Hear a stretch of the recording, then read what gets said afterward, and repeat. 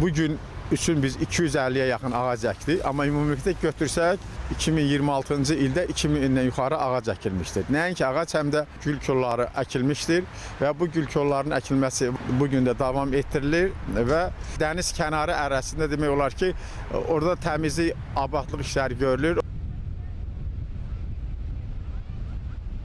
Bulvar, park və xiyabanlar təmizlənir, ağaclar budanır, yeni tinklər əkilir.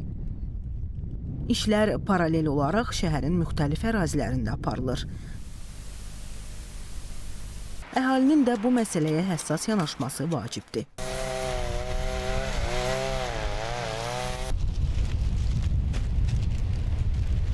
Vətəndaşlarımızdan da xahiş edirik ki, yəni öz təmizliklərinə riayət eləsinlər, zibili yerə atmasınlar. Düzdür, elə vətəndaşlarımız var ki, zibili yerə atmırlar, yəni verirlər onu bizə. Amma elə vətəndaşlarımız da var ki, gözümüz görə o zibili atırlar yerə. Yayda zibil çox olur, isillər atırlar, su qablar, plastik qablar çox olur. Onları da biz yığışdırır, yenə də tökürlər.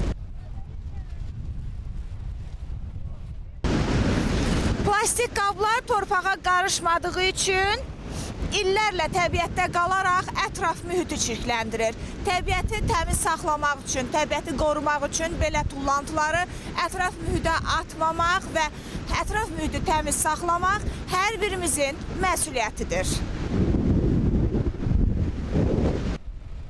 Şəhərdə mövsümlə bağlı təmizlik, abadlıq işləri davam etdirilir. Xədicə Səxavət, Valid Bəxtiyaroğlu, Rəşidə Zülfüqarova, AzTV xəbər.